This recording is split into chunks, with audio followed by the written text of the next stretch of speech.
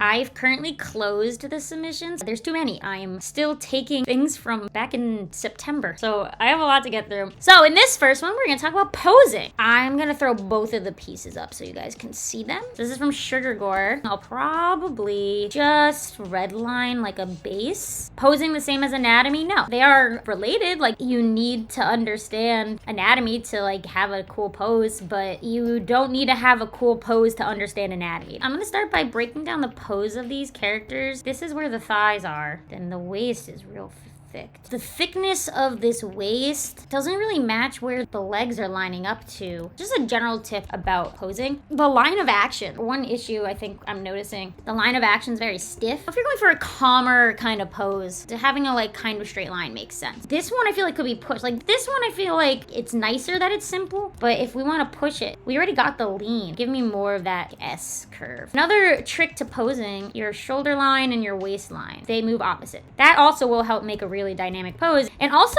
if you show the top of the shoulder, so like with this one, I use the square method, which is where you just make like cubes. I love it a lot. This kind of like changed my whole life. And then I know this is the side of the head, so like the ear will be there and stuff.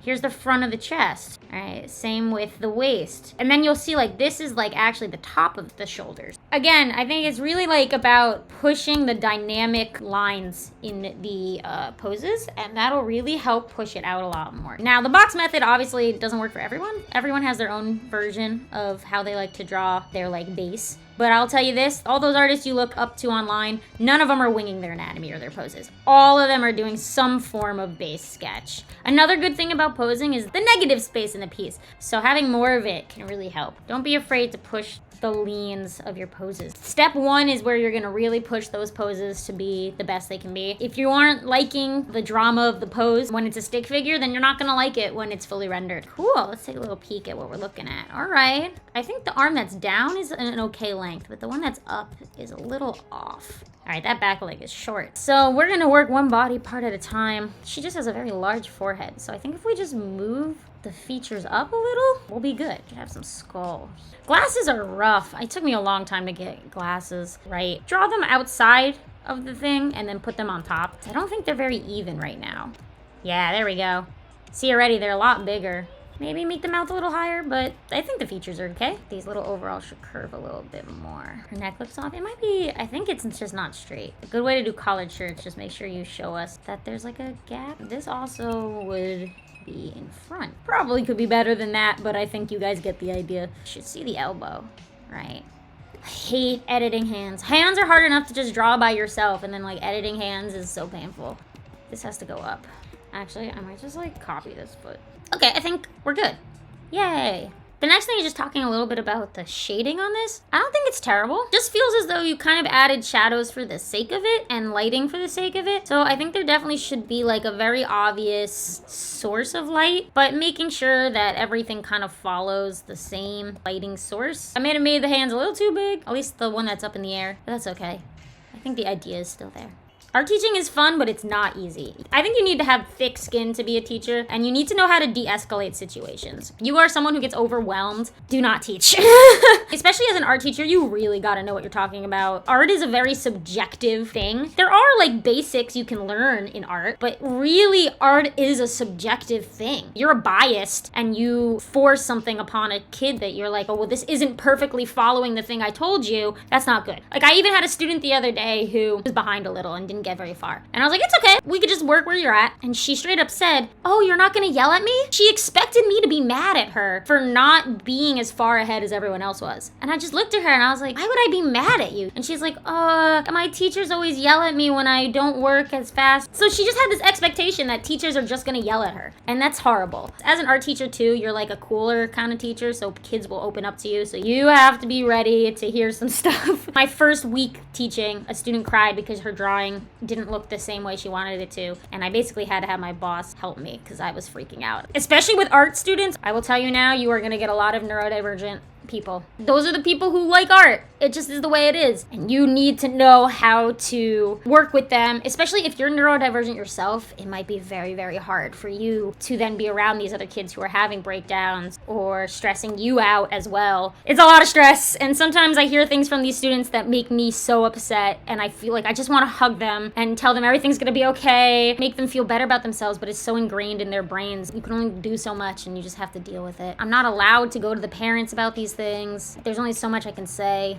legally. Like, a 6-year-old is not gonna learn anatomy, and you just have to be okay with that. And even some teenagers aren't at the level of like fully understanding the deep things about art yet. You have to know how to teach younger and older. Let's talk about the pose first, get the anatomy. I think the facial structure's okay. I think just the ears are 2 different directions. There's a tangent here. This is the hair, right? So this should be purple. Feels lopsided too. Shoulders and the chest, okay. Already better. Okay, that was easy. Drawing hands in the pocket is hard.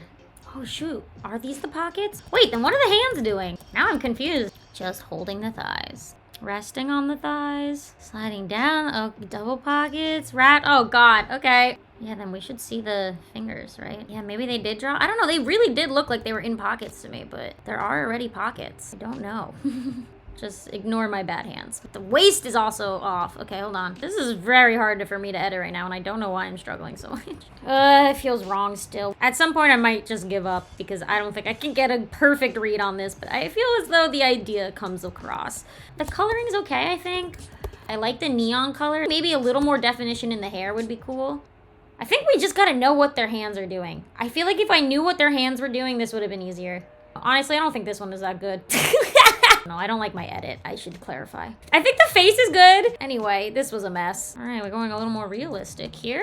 So we are going for more realism, so we will be applying some life things to this. You know, I feel like there's a lot of clashing art styles. This couch is like really nicely painted. However, like then the people and the table have like this line art going on. So they don't match. So we could just give this couch some line. Also, I think the angle of this table is off.